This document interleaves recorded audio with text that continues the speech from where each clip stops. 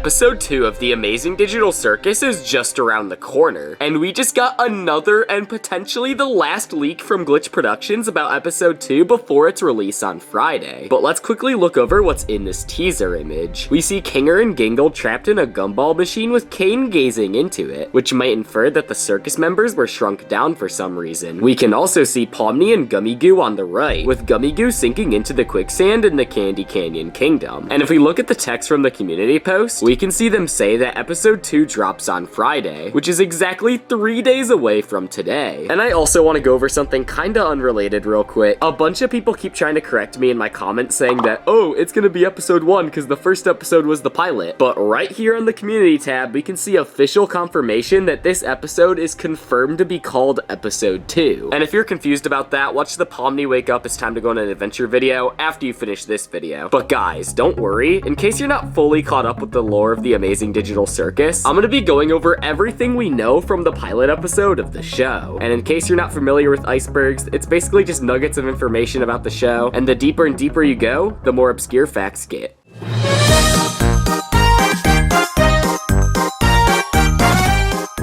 The pilot episode for The Amazing Digital Circus was released on October 13th of 2023, and it was instantly a hit, with at the time of recording this video having over 300 million views. This show became so popular, in fact, that just off of one episode, it won the Annie Award. Gooseworks. If you didn't know, Gooseworks is the creator of The Amazing Digital Circus. But if you're not a diehard fan, you may be confused because The Amazing Digital Circus is uploaded to Glitch's YouTube channel. This is because Gooseworks writes all the scripts and has the creative vision for the show, while Glitch does the animation and post-production work. They do it like this because this show takes a lot of time and money to be done the right way, so Gooseworks needed to reach out to have her vision for the show done correctly. Pre-pilot trailers. This is referring to all of the character introduction videos and trailers we've gotten for The Amazing Digital Circus. Now, if you don't know, The Amazing Digital Circus was teased almost a year before it actually came out, with the first teaser video called A New Era coming out on January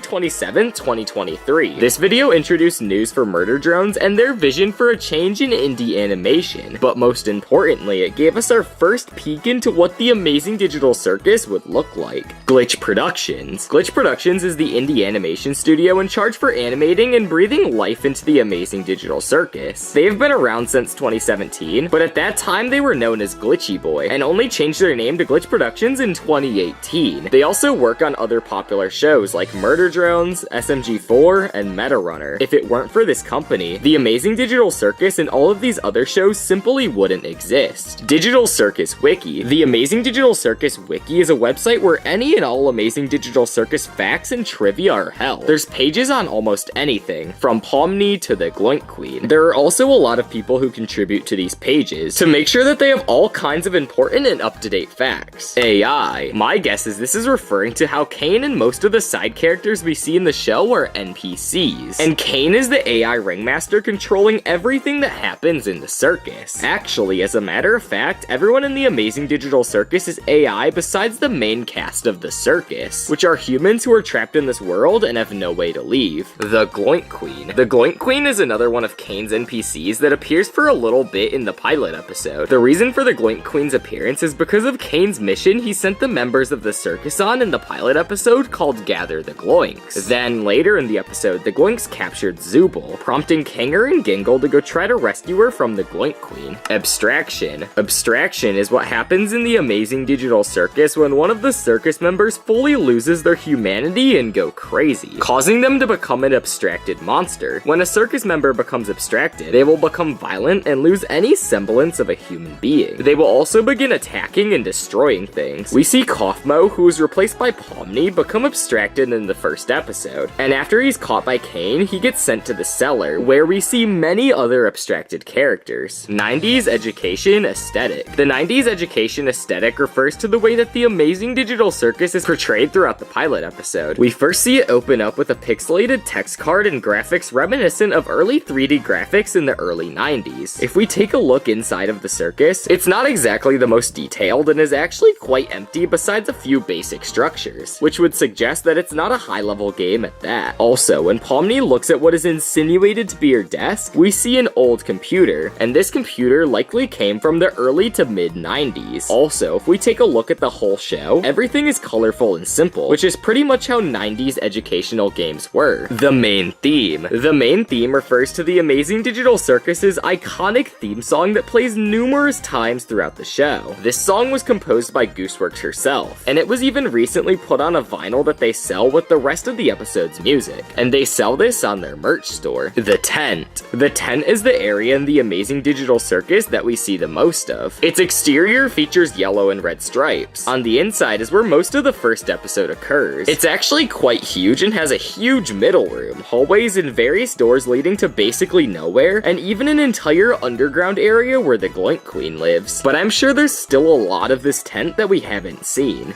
The grounds. The grounds refers to the entire area where everything is located in the Amazing Digital Circus. This is where the tent, the digital lake, and everything in the main area is located. The cellar. The cellar is the area in the Amazing Digital Circus where abstracted characters go. There's not much info about it, but what we do know is that there are many abstracted characters there, including Kaufmo. It also seems that Kane can access it from anywhere in the circus using his magic. The void. The void is white space outside the grounds. Kane tells Pomni that all that's in the void is undeveloped area, and that he's shy or anxious about letting the other members see his unfinished work. But it's widely speculated that there's actually something much deeper going on here that we don't know about. I believe that the void could possibly be the keys for how to escape the digital circus, and Kane just doesn't want Pomni to find that out. Exit doors. The exit door is what's shown to us multiple times in the first episode of the Amazing Digital Circus. As soon as Pomni enters the Amazing Digital Circus once the intro starts, the first thing she does is chase an exit door, which then disintegrates right in front of her. Although in the episode, Pomni sees this red exit door taunting her and tempting her to go inside of it. No one else in the Amazing Digital Circus can see the exit door though, except for Kaufmo, who is known to have apparently seen it because it's painted on his wall along with the demented drawings of Kane and many other disturbing drawings. I'm not sure yet why Kaufmo and Pomni can't both see them, but I think both of them have some sort of special ability that the rest of the circus cast doesn't. Anyways, when Pomni finally goes through the door, instead of going through, she is met with long winding office rooms, incredibly reminiscent of the hit game The Stanley Parable. And when she sees the office, she starts going crazy and leaves going into the void, where she is retrieved by Kane and brought back to the digital circus. It turns out that the exit doors were only made by Kane because he knew how much the cast wanted an exit, but Kane didn't know how to let them leave, so he didn't know where to make the exit door end at. Trapped in a video game. This is the theory that all of the Amazing Digital Circus characters are trapped in a video game. When Pomni first arrives in the circus, she mentions that she put on a VR headset and then arrived at the circus, but she doesn't remember much else besides that. This is why people believe that the Amazing Digital Circus takes place in a video game, because they put the VR headset on to get there in the first place. Exotica. Exotica is the name that would have been given to Pomni before Kane respun the name picker. There's actually more to Exotica that meets the eye. If we shift all of the letters back in this word 9 letters back throughout the alphabet, you get the word owit,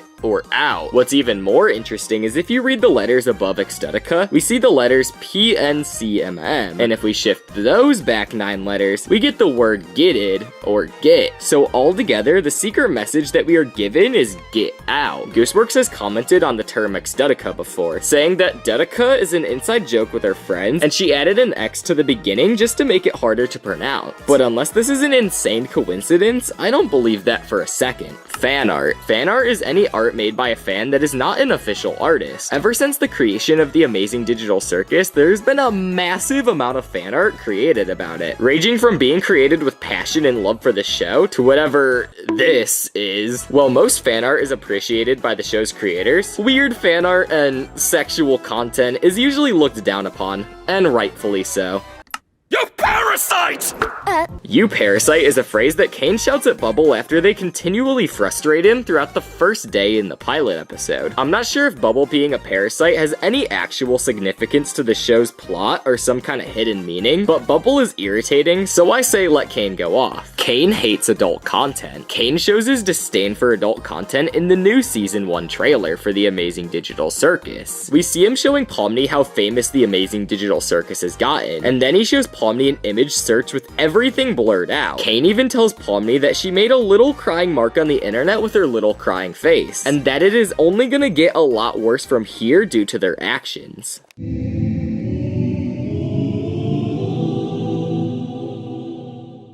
The Amazing Digital Circus is an isekai. The Amazing Digital Circus is widely joked about being an isekai, which is a genre anime where a character is thrown into a strange and unfamiliar world, which is exactly what happens to Pomni. This is even referenced in a soundtrack of the first episodes, with one of the songs comedically being named Get Isekai'd, so obviously this was done on purpose. Christian symbolism. Some of The Amazing Digital Circus can be interpreted as symbolic of the Christian religion. First of all, we have the character Cain. The company that is thought to have run The Amazing Digital Circus is known as CNA, so many have speculated that it could be an acronym for Cain and Abel. Cain is also the first human who was born and not created by God, and he goes on to kill his brother due to his immense jealousy, which was caused by Abel, giving better gifts to God. While Cain gave God much less in sacrifice for his sins, maybe Cain had a brother named Abel who he killed or similarly got rid of. But instead of being marked and cast from society like in the biblical story, he was thrown in the digital world, or put himself into it. This point might also be a stretch, but maybe the digital circus is a metaphor for being born again, similarly to how the coming to Christian faith is referred to as being born again. No Mouth and I Must Scream inspiration. I Have No Mouth and I Must Scream is a short story which was written in only one night about a post-apocalyptic world taking place during World War III. A group of sentient computers end up exterminating humanity and taking over the world throughout the story's plot. The computers, or AM, which stands for an Allied Master Computer, is often referred to as God in the story because they alter and do what they want to the humans held captive in the story. If you've seen The Amazing Digital Circus, Cain is sort of similar to the Allied Master Computer in the fact that he is AI and is in charge of what he wants to do with a group of humans. Gooseworks has even stated that The Amazing Digital Circus is basically quote-unquote I Have No Mouth and I Must Scream, with the aesthetic of an I Spy book. Kaufmo. Kaufmo is one of many, as well as the most recent character to abstract in the timeline of The Amazing Digital Circus. We see him first mentioned when it says that he is not present for the show's intro when Pomni shows up. Then, Ragatha and Jax agree to go take Pomni to meet Kaufmo, but found out that he's sadly abstracted. Apparently, Kaufmo's had a long history in the circus. Some of the other characters mention that he has been recently acting strange, and when Kaufmo attacks Ragatha, she profusely apologizes for fake laughing at his jokes. Not much else is known about him, but it's speculated that Pomni was a direct replacement for Kaufmo. Mannequins. The mannequins are the wooden placeholders that are seen a few times in the pilot episode. First, we see them on the door without a red X on them, and then we see them dining with Cain in a restaurant. It's all but confirmed that they are placeholders for the circus members because they appear nowhere else in the show. Character reveal teasers. The character reveal trailers are a group of trailers that aired showcasing all of the main characters from The Amazing Digital Circus. We have showcases for Ragatha, Jax, Gangle,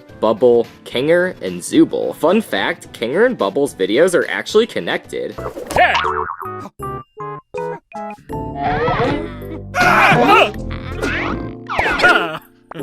Behind the scenes. There are several behind the scenes videos for The Amazing Digital Circus. Glitch Productions is pretty well known for showing lots of behind the scenes content from before and after an episode is aired, from the many different stages of animation. In fact, you can find all of the behind the scenes for The Amazing Digital Circus on Kevin Temmer's channel. So if you want to check that out, I have it linked in the description. Foreign language dubs. This is referring to how The Amazing Digital Circus is dubbed into multiple different languages. In fact, if you go to the new audio track feature on YouTube, you can see that it's dubbed into 18 different languages, which I think is pretty cool. Sun and Moon. The Sun and the Moon are two characters that only appeared a few times so far in The Amazing Digital Circus. We see them first when Cain is giving Pomni a look around the circus grounds, but then the Moon gets a bit freaky. Also, in the Season 1 trailer, we see the Sun make a threat on Cain's life because there is no written scenes for her, which Cain then agrees to put more scenes with the Sun. And I'm hoping the Sun is not nearly as frisky as the Moon. Jump scare door. Now this one is interesting. Funnily enough, this scene right here became a huge meme in the community. The reason for this is because Glitch posted this scene with a green screen, and you can imagine that the community did some pretty creative stuff with it. Pomni's name is Remember in Russian. This one is pretty self-explanatory, but what's not self-explanatory is the meaning behind it, and I've came up with 3 different things this could mean. The first conclusion I came to is Pomni couldn't remember anything once she entered the circus. I think it's said best by this Reddit user right here. The fact that the word Pomni in Russian means remember is ironic because she doesn't remember anything else besides putting on a headset before getting into this simulation. I mean, for crying out loud, she couldn't even remember her own name, making Kane have to spin the name wheel so that she could have a name in the circus. The second possible theory I have is that Pomni could be the key for escaping the circus. Now, this one may be a stretch, but let's think about it for a second. We all know that Pomni joined the circus in the same episode that Kaufmo abstracted, and Gooseworks has previously stated that they had to get rid of Kaufmo because there were too many characters in the circus. But we will get back to that in a second. What's most important here is that Pomni was replaced by Kaufmo, and they are both clown archetypes. And if we remember, Kaufmo had the word exit written all over his room. It seems weird to me that Pomni and Kaufmo are the only characters that know of this exit. So maybe Pomni's name being Remember in Russian could be a reference to how Pomni and Kaufmo were the only characters that remember the exit. The third theory I came up with is that it doesn't mean anything, but I think this one's pretty unlikely though because this is just way too big to be a coincidence. Queenie. Queenie is one of the characters who have abstracted and has their face crossed off in the hallway with everyone's bedrooms. She's a black chess piece and it is obviously somewhat connected to Kanger, most likely romantically. Concept art. Concept art refers to the vast amount of early draft art for the show before they decided on final designs for everything. There is a lot of concept art out there, including Frog Pomni and much more. Kane is a good guy theory. The Kane is a good guy theory suggests that Kane is not actually bad, but is only doing what he believes is best for the humans. I think this could be true, because even though the exit he created in the first episode was fake, he does it because everyone wanted it, but couldn't figure out what to do with it. Criticism of the show. The Amazing Digital Circus is far from having no criticism. If you look at just about anything that's popular, people are bound to hate it, so it's only par for the course that the Amazing Digital Circus has its fair share of haters and criticism. Among the most popular criticisms is that it's cringe, and that it's for little kids. But honestly, I don't think that this is the creator's fault, but rather the community's fault for having,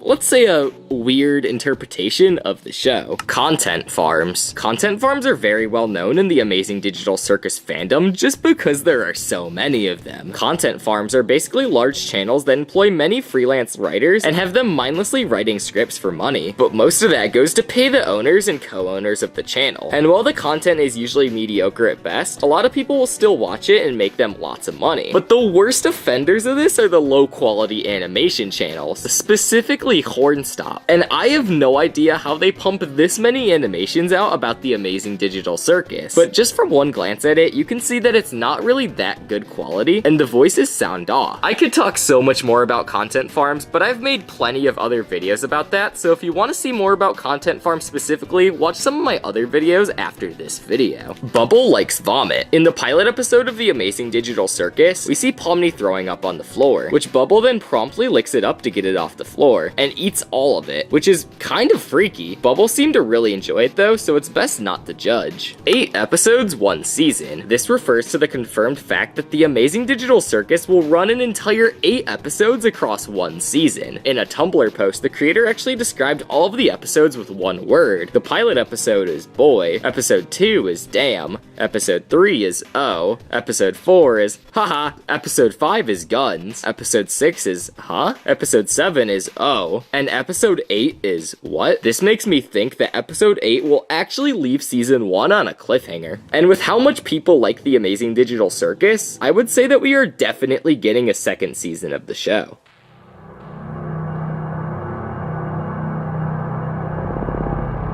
Unnamed former characters. This point refers to all of the characters that have a crossed off face on their door in the long hallway with the characters' rooms in them. And it's all but confirmed that these characters were previously a part of the circus, but have since been abstracted. But don't worry, I know you guys are curious about this, so I'll go through them real quick. Starting with the purple dinosaur, the first character we see in the hallway with an X crossed over their face. Second, we got the black chess piece Queenie, who is theorized to be Kinger's wife. I suspect that Kinger might hold the key to her abstraction abstraction. Third, we got some ball-looking jester, almost like Pomni, who appears to be exactly the same as her besides her body shape. Maybe this jester-looking guy is who was replaced by Kaufmo. Fourth is the gum monster-looking thing. Fifth is this dog with a long neck. Sixth is this furry toy worm on a rope, which is called a squirmel or a snoop. Seventh is this honestly creepy-looking yellow and blue clown guy. None of the new characters really remind me of him that much, and he honestly looks more like fan art than an actual character in my opinion. He seems to be another early version of Pomni or Kaufmo, and at this point, I'm starting to wonder why there are so many clown characters that have abstracted. Eighth is this, which I honestly can't really make out. Let me know what you think this is in the comments below. Existential themes. The Amazing Digital Circus has had quite a few existential themes due to the whole show being about Pomni questioning her new existence in this digital world. Centipedes isn't Ragatha's only fear. It's widely known that Ragatha's only fear is centipedes, but this point suggests that she has another fear that she is keeping a secret from anyone else. And honestly, this wouldn't surprise me because I feel like there is a lot more to Ragatha that we don't know yet. So hopefully we'll find more about her in the later episodes of the season. Cain doesn't let the humans escape the circus because he doesn't know how. This is pretty much proven at this point, at least somewhat, because Cain creates an exit but makes it teleport basically into the middle of nowhere. But maybe he knows more than he's letting on. I guess we'll just have to wait and see. Trans allegory. This point refers to the Amazing Digital Circus being a metaphor for an allegory for the transgender experience. A lot of transgender people don't feel like they belong in their body after transitioning, which is pretty much the plot for the Amazing Digital Circus. Gooseworks is a transgender woman, so it wouldn't be surprising if that was somewhat a part of the show's narrative and theme. Pomni was originally supposed to be a frog. According to Gooseworks on her Tumblr, before Pomni was a jester, she was actually a frog in the very early stages of development. Well, this design didn't go very far, and this was probably leaning more towards the idea of a illuminating body inside of a kid's game. The show probably wouldn't have been much different if they ended up going with this design. Gooseworks' drill fetish. This one is a bit strange, and there really wasn't a lot of material to work with, but the gist of the story is that many years ago, Gooseworks made some art with various characters having their heads smashed into by a drill, and when someone asked about it, she said that you can't prove it's a fetish, which made a lot of people very upset for some reason, and people even harassed and doxed her, as well as accusing her for some pretty wild and messed up things. Pomni and Jax were originally going to be gender swapped. Gooseworks has gone on record to say that originally Pomni would be male and Jax would be female, but the idea didn't go far enough for any designs to be created of female Jax and male Pomni. But it makes me wonder how much more down bad people would be if Jax was a female. TheWackyWatch.com. If you didn't know, The Wacky Watch is a secret website where the creators post teasers for the show. This website was first referenced in the pilot episode when Cain got a notification on his Wacky Watch about Pomni entering the void. But on screen while this is happening, you can see a Wacky Watch website URL displayed on screen. And if you didn't know, the content on this website has been changed multiple times. For the first couple of months after the pilot episode released, it would link you to a VHS style advertisement for the Amazing Digital Circus. And a couple months later though, sometime in January, it was changed to this gif right here of Pomni sleeping in her bed, which caused a lot of speculation about what the inside of her room would actually look like. And finally, a couple of months later, the season 1 trailer dropped, clearing up all of the confusion about this leak. And as of right now, while recording this video, the Wacky Watch is still on this gif right here of Pomni laying in her bed wide awake.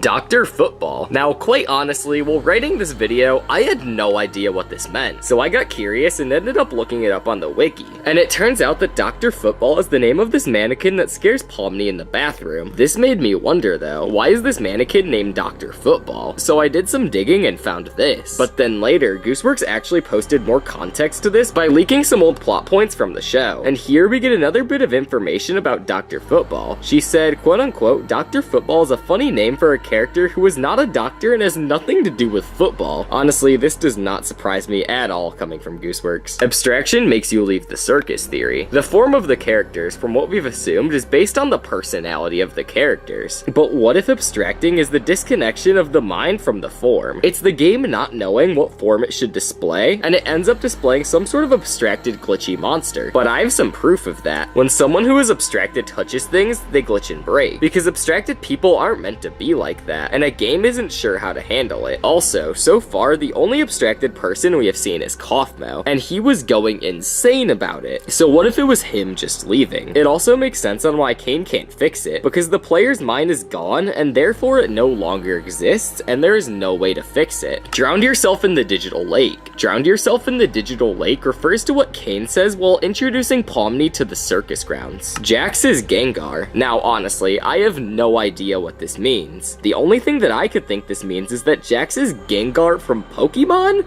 And honestly, I don't really see a correlation. Besides that Gengar is purple and has a smile. Really, the only correlation that is similar is their teeth, but that's about it.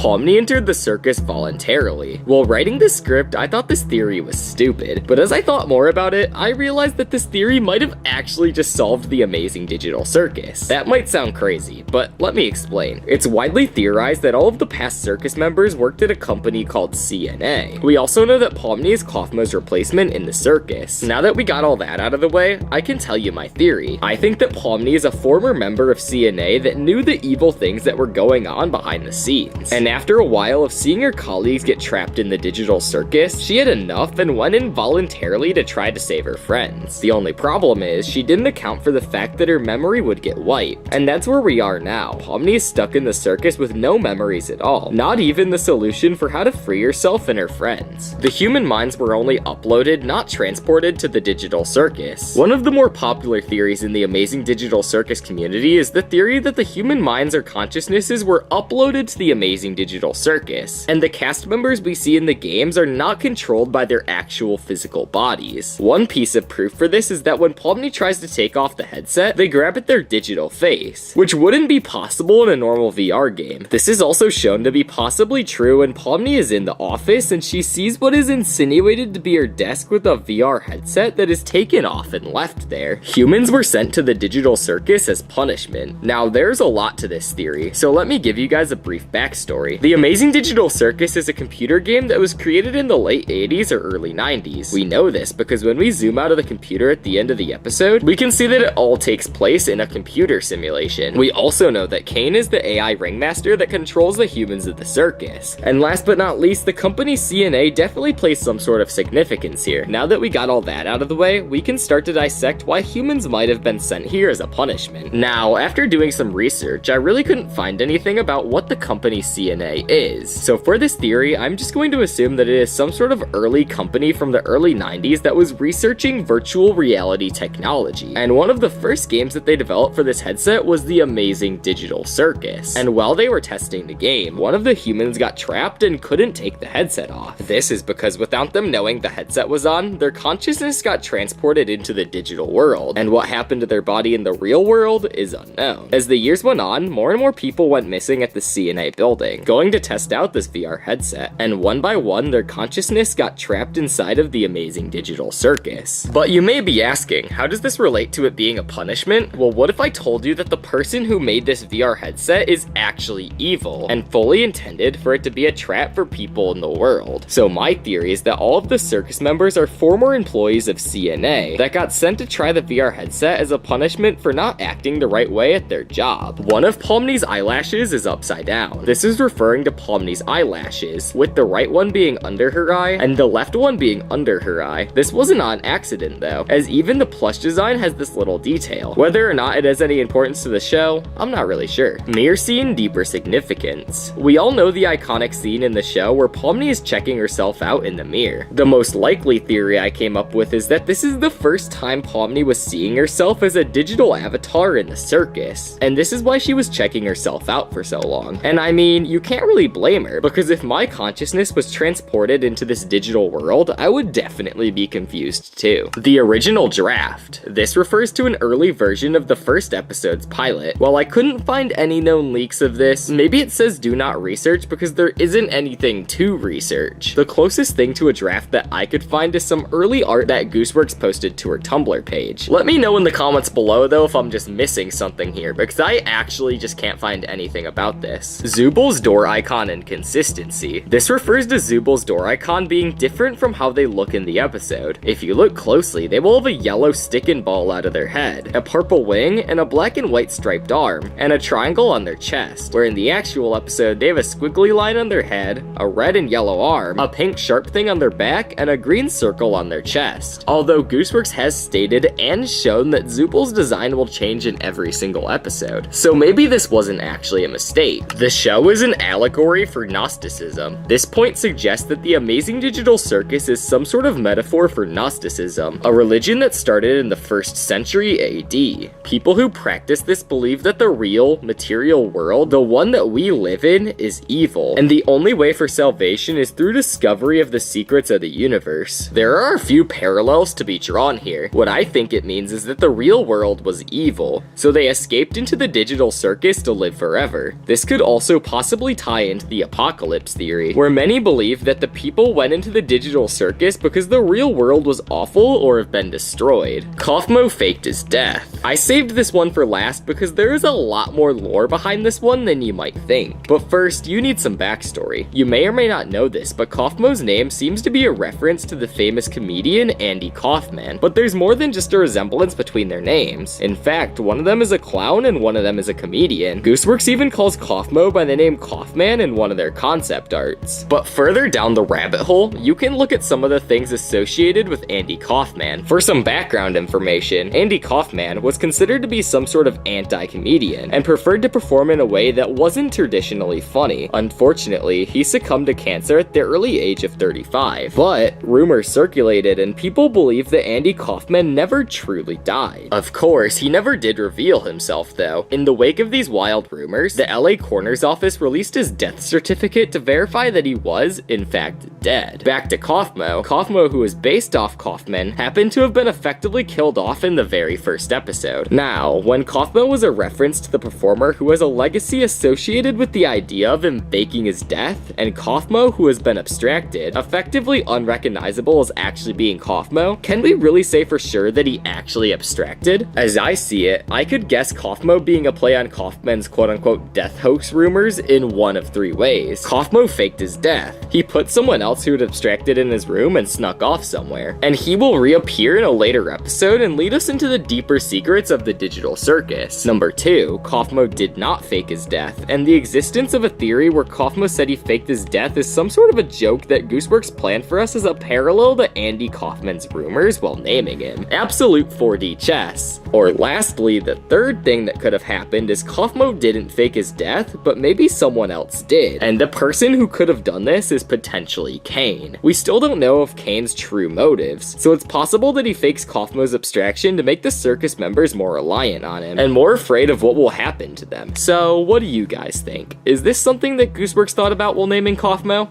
Well, this has been the Amazing Digital Circus iceberg. I hope you guys enjoyed watching. Make sure to tell me what you think about the theories on this iceberg down in the comments below. And if you want to see more theories about the Amazing Digital Circus, click on this video right here.